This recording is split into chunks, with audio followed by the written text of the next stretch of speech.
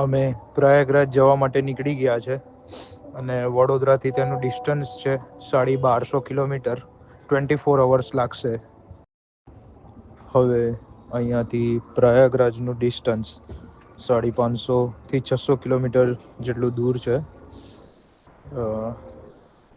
અને એટલું કંઈ રોડ પર ટ્રાફિક જોવા નથી મળ્યો.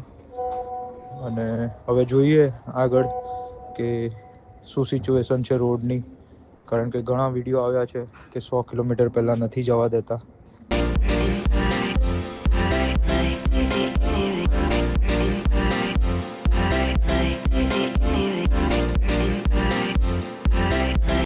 પ્રયાગરાજ 100 કિલોમીટર છે. પહેલાં અહીંયાથી રસ્તો બંધ હતો, એ હવે રસ્તો ખુલી ગયો છે. 29 જાન્યુઆરીએ જે સ્નાન હતું એ પતી ગયું. એના પછીનો જે પબ્લિક આવવાની હતી એ ઓછી થઈ ગઈ છે. ત્યાર પછી પ્રયાગરાજ સિટીમાં પહોંચી ગયા છે. ભીડ એટલી કંઈ દેખાતી નથી ખાસ.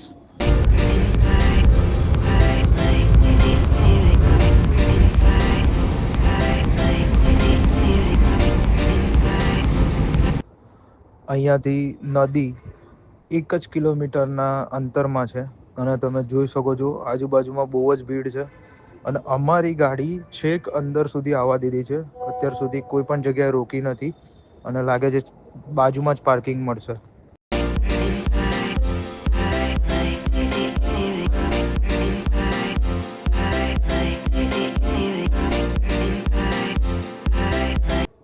જ્યાં કુંભનો મેળો થાય છે એની ઉપર જે બ્રિજ આવેલો છે ત્યાં સુધી અમારી ગાડી પહોંચી ગઈ છે. અને બિલકુલ એની બાજુમાં જે બનેલા છે પાર્કિંગ, ત્યાં પાર્કિંગ પણ થઈ જશે ગાડીનું. અને ખૂબ સારી રીતે અમે પહોંચી ગયા છે. અને તમે આજુબાજુમાં જોઈ શકો છો કે કેટલી વિશાળ જગ્યામાં કેટલા મોટા ટેન્ટ બાંધવામાં આવ્યા છે. અને ખૂબ સુંદર પ્રકારનું આયોજન કરવામાં આવ્યું છે કે તમે જોઈ શકો છો વિડીયોમાં.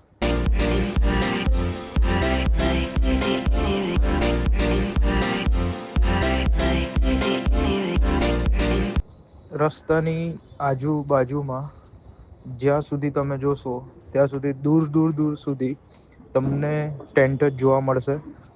એ ટેન્ટમાં પરમ પૂજ્ય શ્રી બાપુશ્રીઓ અને આપણા સનાતન ધર્મના જે પરમ પૂજ્ય સાધુ સંતો છે તેમના મોટા મોટા ટેન્ટ આવેલા છે.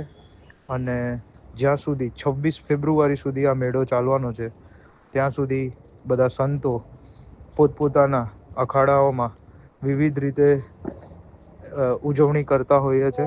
અને ત્યાં શાહી સ્નાન થાય છે. જે દિવસે શાહી સ્નાન છે તેનો પણ બધા લાહો લેતા હોય છે.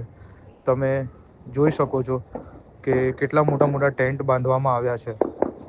આવી ગયા છે મહાકુંભમાં અને એકદમ નજીક ગાડીનું પાર્કિંગ બી મળી ગયું. પાછળ દેખાય આપણી GJ6 ગાડી પાર્કિંગ કરીને અમે જઈ રહ્યા છે શ્રી દુધરેજ વડવાડા તરફથી.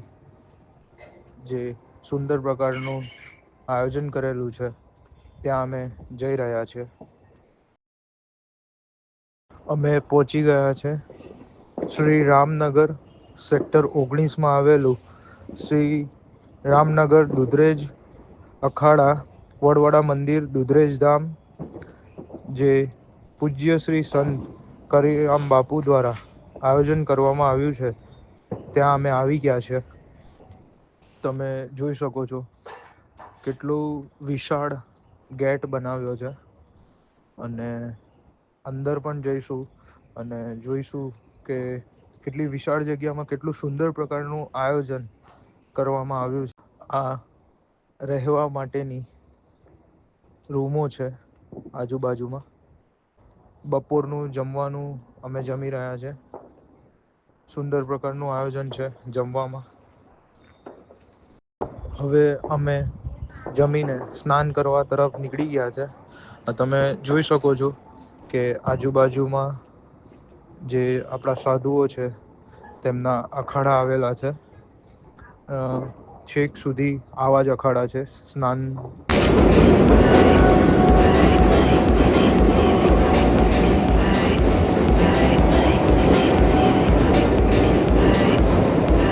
તમે જોઈ શકો છો દૂર દૂર સુધી પબ્લિક દેખાય છે તમને, અને બધા ના જે સંગમ ક્ષેત્ર છે ત્યાં જઈ રહ્યા છે. હેલિકોપ્ટર રાઈડ છે, જ્યાં આગળ એક હેલિપેડ બન્યો છે, ત્યાંથી તમને આખું સંગમના દર્શન કરાવે છે. આ ત્રિશુલ ગેટ છે, આપણે જવાનું છે સંગમ દ્વાર પર. તમે જે જોઈ રહ્યા છો વિડીયોમાં એ ત્રિશુલ ઘાટ છે. એ ત્રિશુલ જે ગેટ છે એની આજુબાજુનું છે. આ આપણે જવાનું છે સંગમ દ્વાર પર.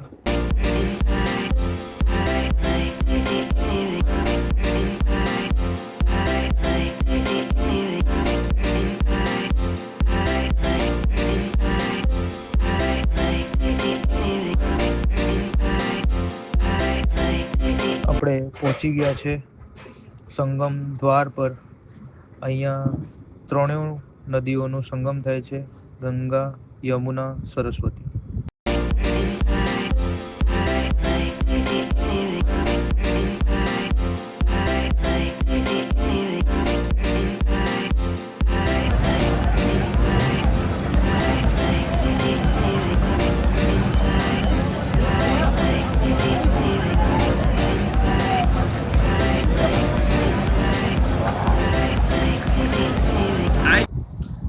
સંગમ ક્ષેત્ર પહોંચી ગયા છે.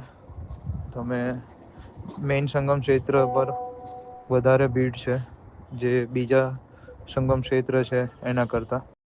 દૂર દૂર સુધી જે આ મેઇન સંગમ ક્ષેત્ર છે એની આજુબાજુમાં કેટલી પબ્લિક છે.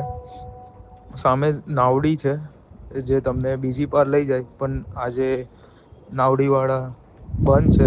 આજે એમનું કંઈ વેધર નથી સારું એવું કહી રહ્યા છે કે અમે નહીં આજે, એટલે ક્લોઝ જ છે. તમને કશે હેરફેર નહીં કરે અહીંયાથી ત્યાં સુધી. તમને કાં તો હેલિકોપ્ટર લેવું પડશે ફરવા માટે. સ્નાન કરીને અમે બહાર આવી ગયા છે અને હવે જઈ રહ્યા છે વિવિધ અખાડા તરફ. અહીંયા બધું સેક્ટર વાઇઝ વેચવામાં આવ્યું છે. અમે 19મા સેક્ટરમાંથી આ બાજુ ચોથા અને 5મા સેક્ટરમાં આવ્યા હતા. હવે આ જે સંગમ ક્ષેત્ર છે તે પણ વચ્ચોવચ્ચ કિનારા પર સેક્ટર આવેલું છે. તમે જે વચ્ચે બ્રિજ જોઈ રહ્યા છો, જે 1 થી 15 સુધીના એવા વચ્ચે બ્રિજ છે જે તમને આ કાંઠેથી પેલા કાંઠે લઈ જઈ શકે છે. હવે અમે જઈ રહ્યા છે રબારી સમાજની ધર્મશાળા, તેનું નામ આપેલું છે શ્રી રામનગર દુધરેજ ખાલસા. સેક્ટર 19માં અમે હવે જઈ રહ્યા છે. પછી રાત્રે પાછા બીજું ફરવા નીકળીશું.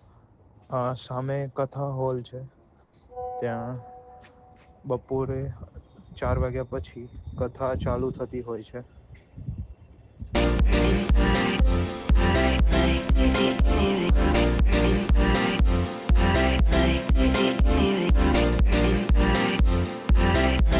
અમે આ રૂમમાં થોડો રેસ્ટ કરીને અને થોડું જમીને હવે જવાના છે રાત્રિના કુંભ મેળામાં નિહાળવા માટે. હવે રાત્રિ માટે નીકળી ગયા છે થોડો રેસ્ટ કરીને, અને જોઈએ છે આગળ જતાં જે વિવિધ અખાડાઓ હોય છે એમાં જવાના છે, અને જોઈએ છે અંદર જઈને. તમે જોજો આગળ વિડીયોમાં. અમે ચાલતા ચાલતા જઈ રહ્યા હતા અને એમાં એક અમને સભા મળી છે, તે તમે વિડીયોમાં જોઈ શકો છો.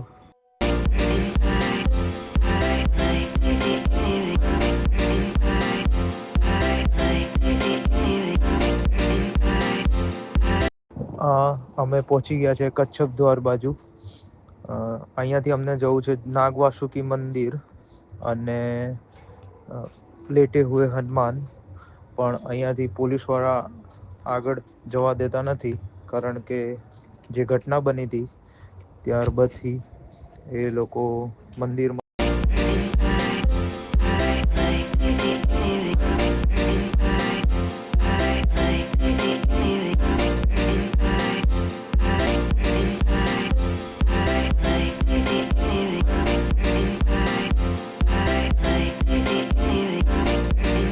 રાતના 10:30 વાગ્યા છે, પણ અત્યારે આ ઘાટ પર કોઈ જ નથી.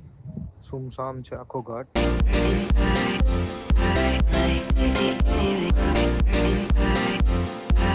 અમે પાછા સેક્ટર 19 તરફ જઈ રહ્યા છે, જે અમને ત્યાં રહેવાનું છે. તો હવે જઈ રહ્યા છે અમે સેક્ટર 19માં, અને વચ્ચે જે પણ કંઈ જોવા જેવા સ્થળ છે અમે ત્યાં જોઈશું.